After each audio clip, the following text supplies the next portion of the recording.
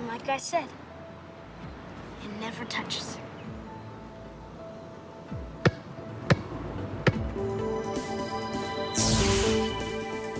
Those electrons build up a charge and push the other electrons away before they touch. So nobody touches nothing. Come on, put your stuff down. Nobody's gonna take it.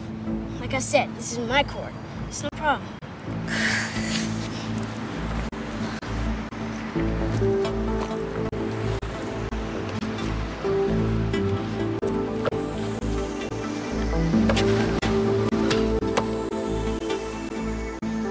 How long has it been? I think. It's only in conscious experience that it seems that we move forward in time.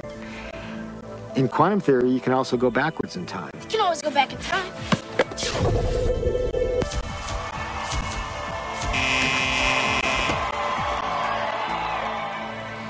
What's the matter? Remember, it's empty.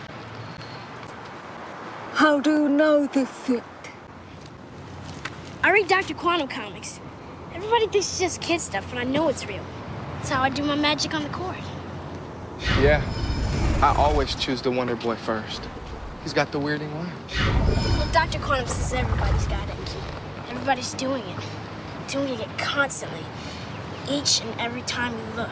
When you ain't looking, it's like a wave. When you are looking, it's like a particle. When you are not looking, there are waves of possibility. When you are looking, then there are particles of experience. A particle, which we think of as a solid thing, really exists in a so-called superposition, a spread out wave of possible locations. And it's in all of those at once. The instant you check on it, it snaps into just one of those possible positions. Quantum superposition implies that a particle can be in two or more places or states simultaneously. And this is a very bizarre concept and one of the hallmarks of the quantum world. Superheroes use superposition, with the world being potential strips of reality. Until we choose. Heroes choose what they want. Being in many places at once, experiencing many possibilities all at once, and then collapsing on the one. The question is, how far down the rabbit hole do you want to go?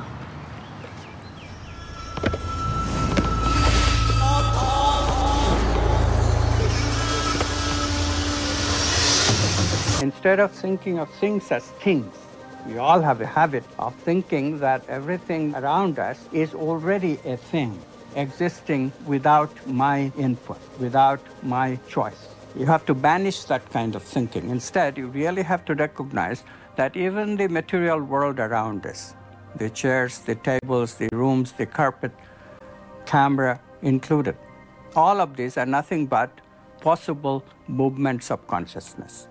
And I'm choosing moment to moment out of those movements to bring my actual experience into manifestation. This is the only radical thinking that you need to do. But it is so radical, it's so difficult, because our tendency is that the world is already out there, independent of my experience. It is not. Quantum physics has been so clear about it. Heisenberg himself, co-discoverer of quantum physics, said atoms are not things. They are only tendencies. So instead of thinking of things, you have to think of possibilities. They're all possibilities of consciousness. This leads naturally to wonder, are people affecting the world of reality that they see? You betcha they are. Every single one of us affects the reality that we see, even if we try to hide from that and play victim. We all are doing it.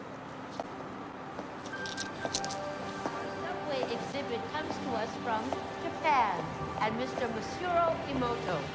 Mr. Emoto became terribly interested in the molecular structure of water and what affects it. Now, water is the most receptive of the four elements. Mr. Emoto thought perhaps it would respond to non-physical events. So he set up a series of studies, applied mental stimuli, and photographed it with a dark field microscope. This first picture is a picture of water from the Fujiwara Dam. And this picture is the same water after receiving a blessing from a Zen Buddhist monk. Now, in this next series of pictures, Mr. Emoto printed out words, taped them to bottles of distilled water, and left them out overnight. This first photograph is a picture of the pure distilled water, just the essence of itself. These subsequent photographs, as you can see, are each different. This is the chi of love. And we move along here to thank you.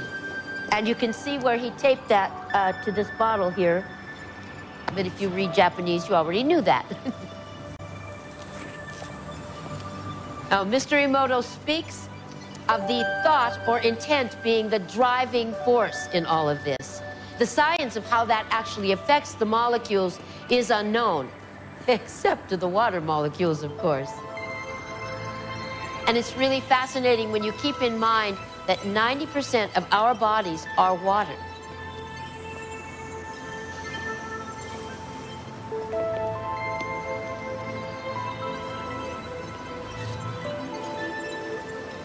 Makes you wonder, doesn't it? If thoughts can do that to water, imagine what our thoughts can do to us.